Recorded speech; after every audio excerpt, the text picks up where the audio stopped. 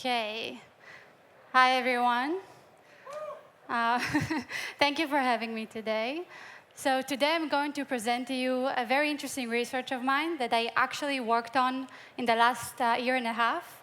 And it's about very interesting threat actor targeting governments in the Middle East and Africa. And that's not working, just a second.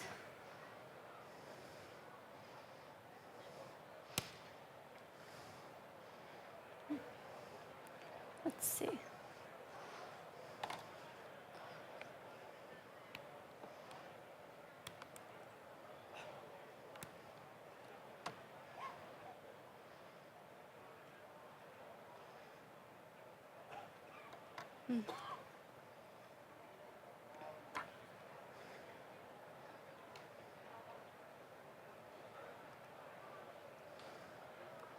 Some technical problems, of course.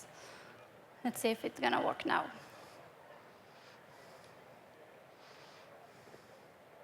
OK. So before I start, let me quickly introduce myself. So my name is Lior. I'm a threat researcher at the Cortex Threat Research Team in Palo Alto Networks. I have a decade of experience with malware analysis, threat hunting, reverse engineering malware, and I specifically specialize in tracking various nation-state threat actors, as well as cybercrime activities. So today I'll start off with some background about how this investigation even started. Then we'll dive into the main TTPs in each phase of the attack lifecycle. Later on, I will touch upon attribution, and I'll finish off with some key takeaways. Also, throughout the presentation, I left some hunting tips, so feel free to take pictures. So our story begins in late 2022, when I perform hunting null telemetry, which is part of my day-to-day work. And soon after that, I started noticing some very suspicious activity coming from multiple sources within our telemetry, and all of them belonged to governmental entities in the Middle East and Africa. This, of course, made me pretty curious, so I continued to investigate it, and then I found that this activity actually consists of a very unique set of TTPs. Some of those techniques, tools, and procedures were not even mentioned used by anyone before, and some were mentioned only a handful of times in the past. So it's a very rare set of TTPs. So of course, this piqued my interest even more, so I continued to investigate it further. And I found that the motivation behind this attack was to steal very specific and very sensitive information related to the current and ongoing geopolitical events. Information about politicians, leaders, military activities, and other very sensitive and non-public information. And after analyzing the different artifacts, understanding the level of sophistication of the threat actor, the adaptiveness, the victimology, and of course the motivation, it all kind of led me to assess that the nation-state threat actor is most likely behind this attack. But in order to really understand why this attack was so unique and so interesting, we have to go through each phase of the attack lifecycle and explore at least some of the main TTPs.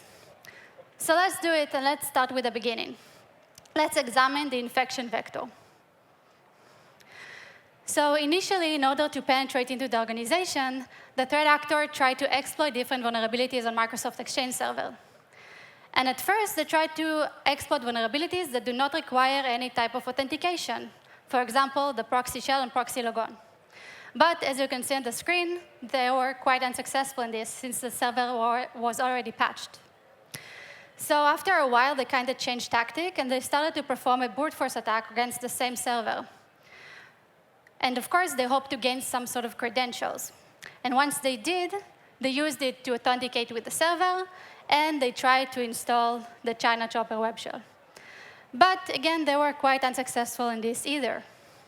So at this point, if they really wanted to penetrate this organization, if it was that important for them, they had to come up with a new solution or a new way around it.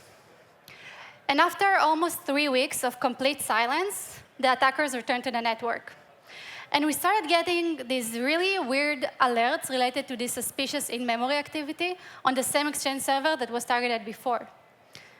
And we soon realized that the attackers were actually able to execute in-memory VB scripts that allow them to interact with Windows APIs, to download additional payloads, interact with processes and files, and everything that you can expect out of a classic web shell, basically.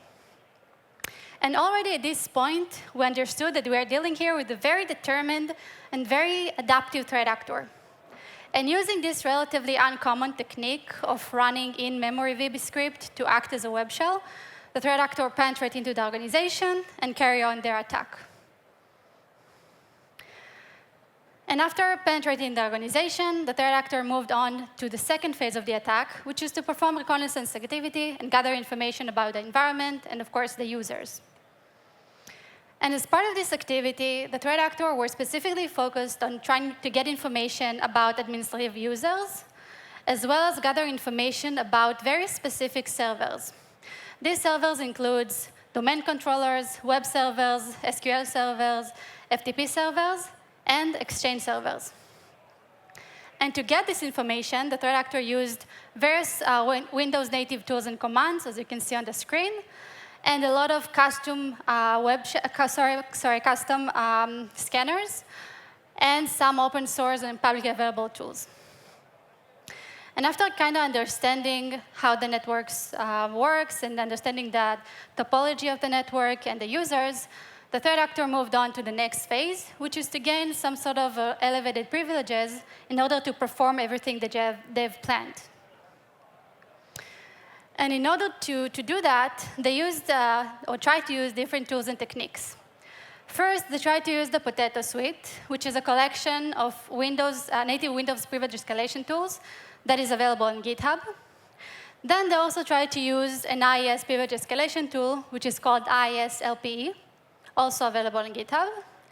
And interestingly, or should I say weirdly, they also tried to use the very old technique, which is known as the sticky key attack, where they tried to abuse the Microsoft accessibility feature in order to gain an elevated shell. And I was quite surprised as well, but apparently it's still a thing, and threat actors still do that. And after failing to elevate their privileges in the method that I just showed you, the threat actor kind of shifted towards trying to steal credentials, with, of course, the hope of getting some sort of administrative account that will allow them to carry on as planned. And to do that, they really tried to use a lot of different techniques and tools. And this phase really shows us the adaptiveness and the determination of the threat actor. And it also kind of gives us this glimpse to the whole cat and mouse game between adversaries and defenders, because they really try to use one technique after another in order to bypass different mitigation efforts. And I'm sure all of you are kind of familiar with most of these tools and techniques, since they are commonly used by a lot of threat actors. However, there was one technique that kind of stood out to us. And this technique is the abuse of the network providers in order to steal credentials. This technique is mostly known as a proof of concept, and it was reported used in the wild only a handful of times until now. So it's a very rare technique. And how it works, so basically the threat actor drops a malicious DLL on disk, then a new network provider is registered and is configured to load the malicious DLL. And later on in the login activity, WinLogon captures the username and password and forward them to another process, which is called MP-Notify. This process then loads the configured DLL, which in our case is the malicious DLL, and it shares the cleartext credentials with it. Then this DLL just creates a file on disk and saves to it the stolen credentials, so that threat actor can just later take it and send it back to the C2. And after harvesting credentials, the threat actor moved on to the next phase, which is to gain additional foothold in the environment that will allow them to perform this long-term espionage operation.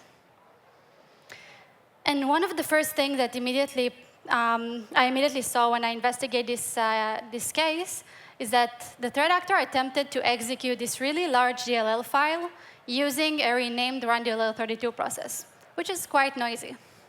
And when I investigated this file, I actually noticed that it's a variant of the Ghost threat malware.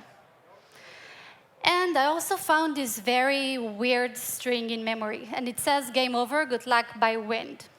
So I found it very strange. So of course, I Googled it, tried to understand what it means, or maybe it was mentioned anywhere before. And then I found a very interesting connection. I found that this exact string was actually mentioned back in 2015 in operation called Operation Iron Tiger. And so of course, I got very excited. But we need to keep in mind that this operation was published almost a decade ago.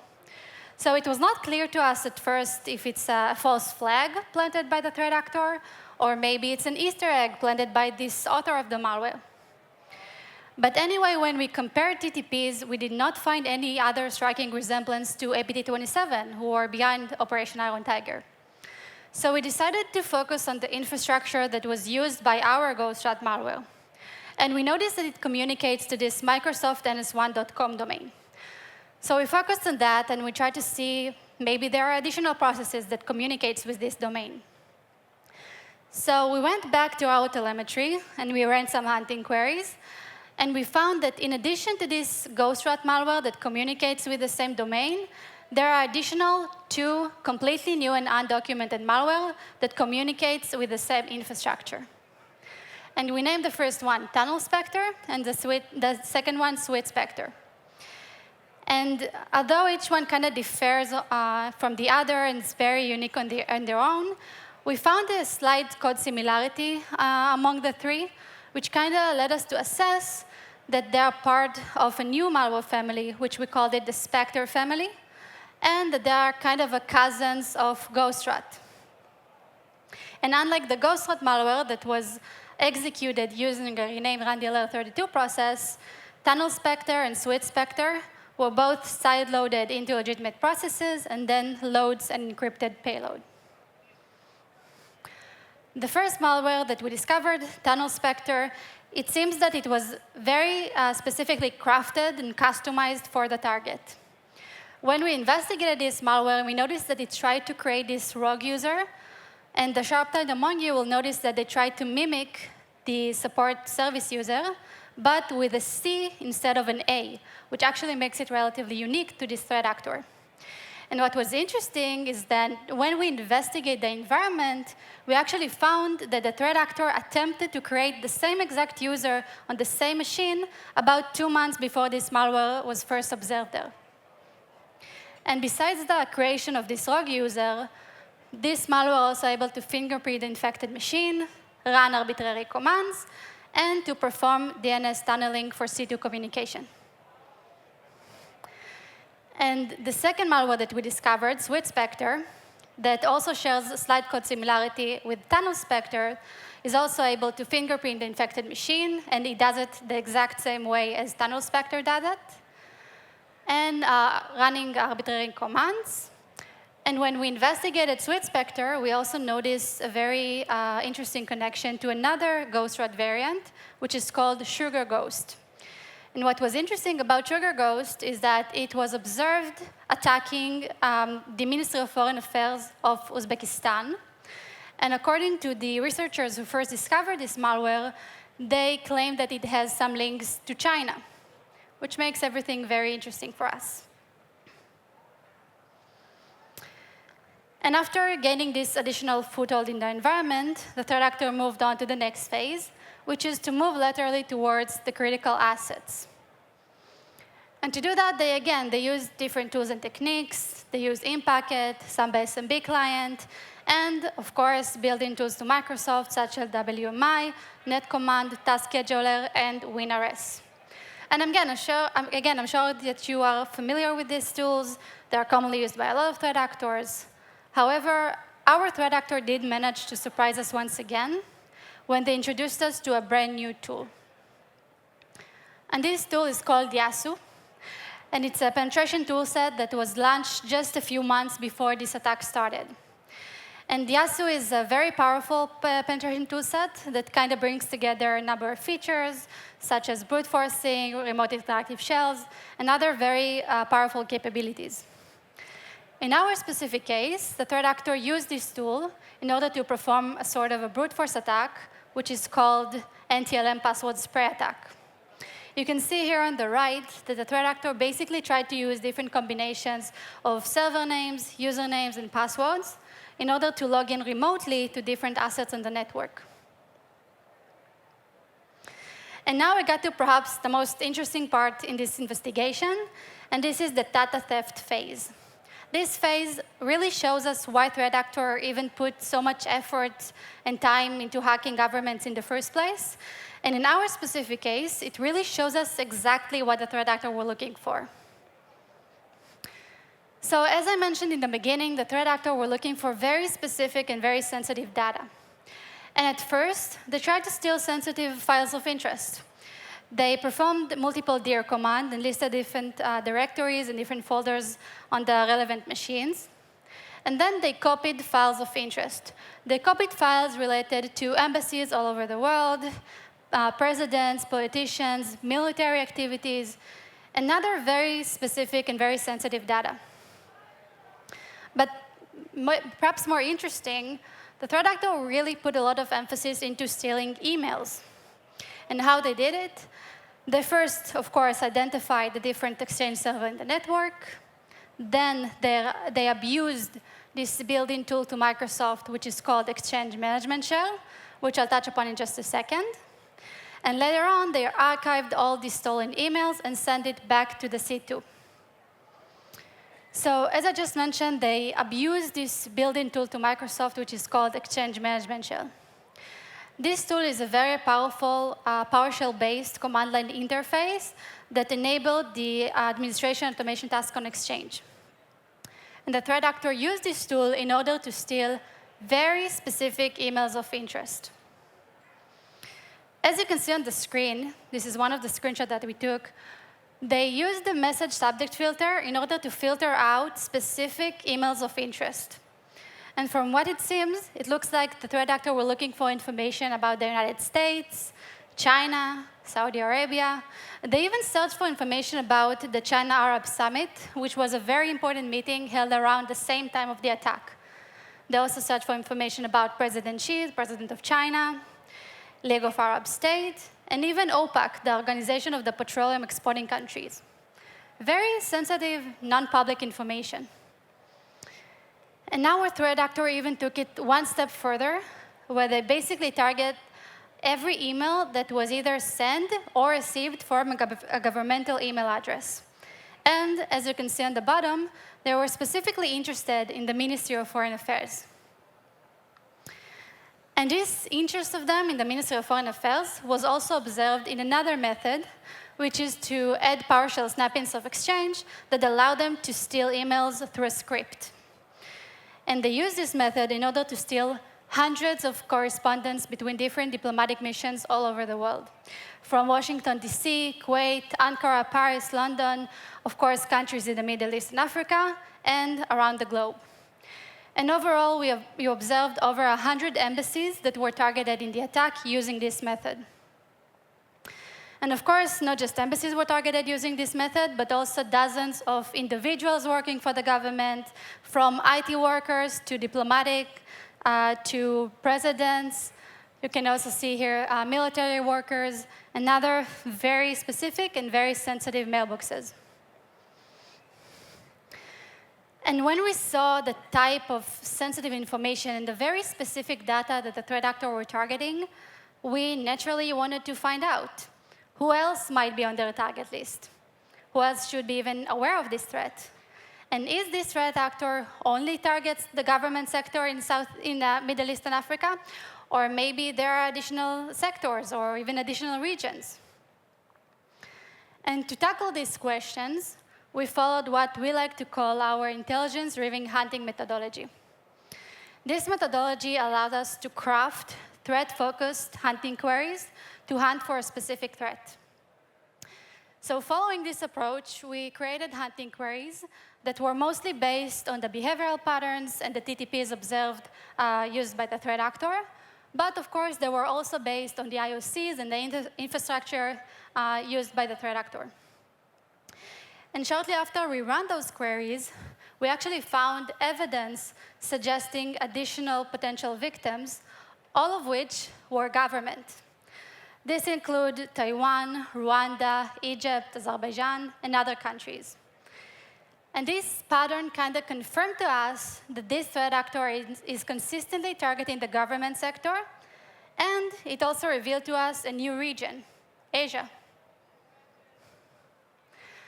And when we saw the level of sophistication of the threat actor, the very rare set of TTPs, the victimology, and of course the motivation, we, of course, asked ourselves the most obvious question: who is behind this attack?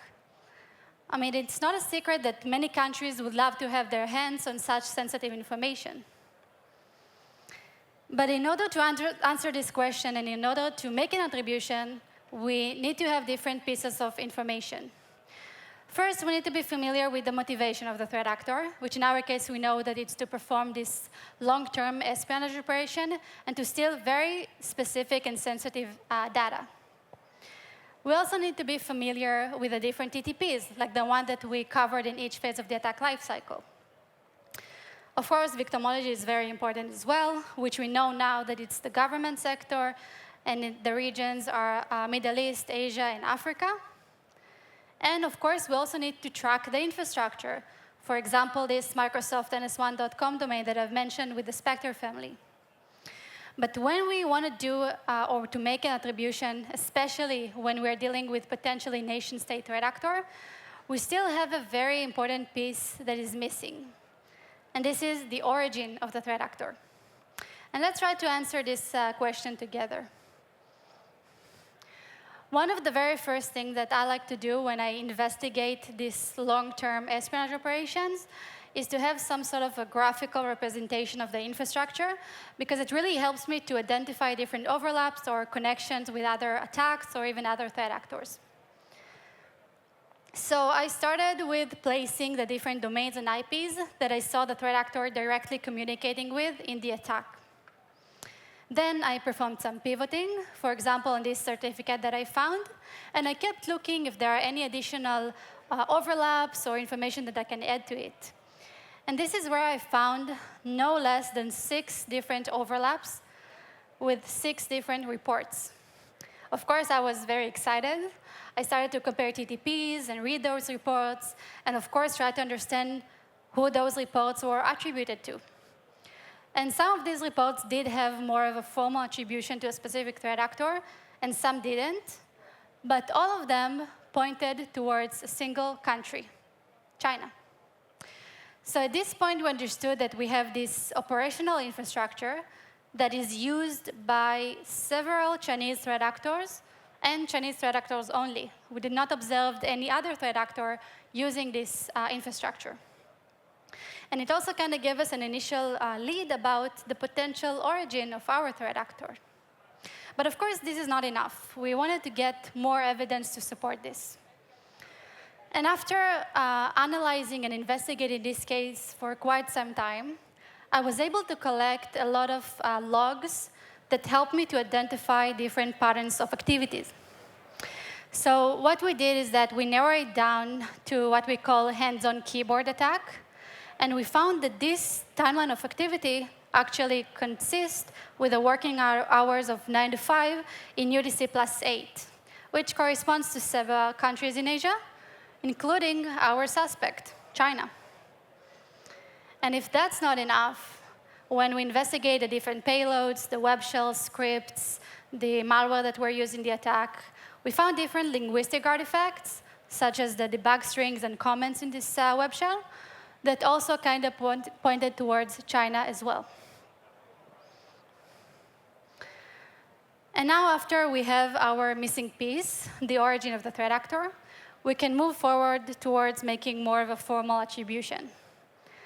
And for that, we like to use the diamond model of attribution, which is very known and is used by a lot of researchers.